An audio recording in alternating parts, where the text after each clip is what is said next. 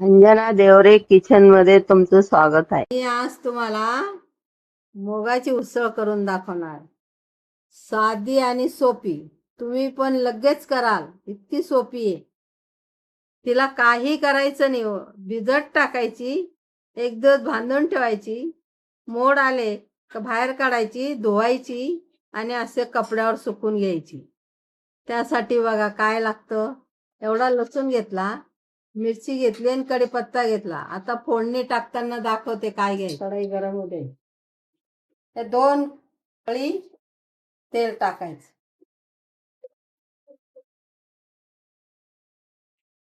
तेल गरम होऊ द्यायचं.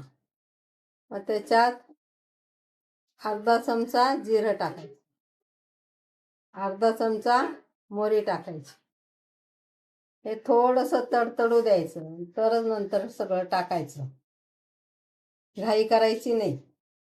आणि अर्धा चमचा हिंग टाकायचं.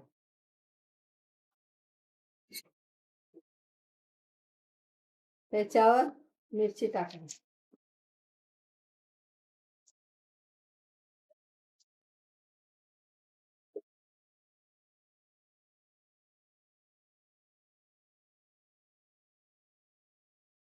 पाणी अजिबात टाकायचं नाही या भाजीला.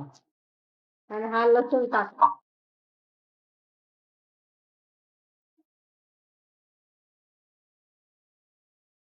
चवीनुसार आहे बघा, जाड मीठ टाकते मी.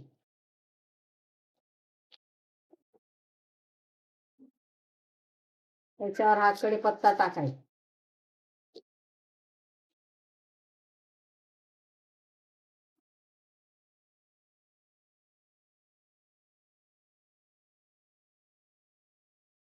अर्धा चमचा हळद टाकायची. तेलात हळद टाकायची. हळद कशी कलर येतो मग आणि शिजते पण. आणि आता हे जे मूग आहेत ना, हे असे टाकून द्या.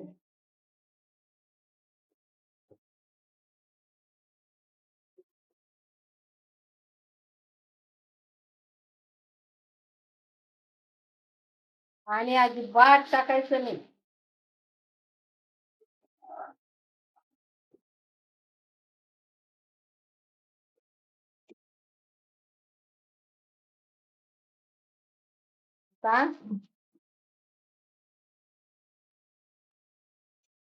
झाकण ठेवायचं. गॅस कमी करायचा. 10 मिनिटं.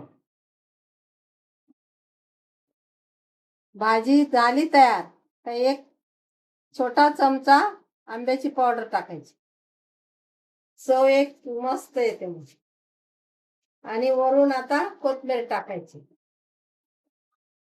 बरं, पाणी बिणी काहीच टाकायचं नाही. सुंदर भाजी होते बघा. खाल ना तर तुम्हाला असं वाटेल किती खाव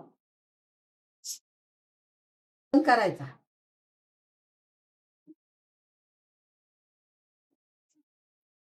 कोथिंबीर टाकल्यावर गॅस चालू ठेवायचा नाही.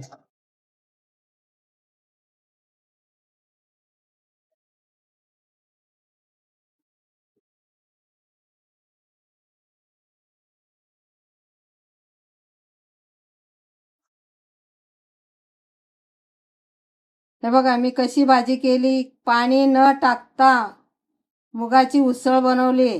तुम्ही त्याप्रमाणे करा, कमेंट करा आणि लाईक करा.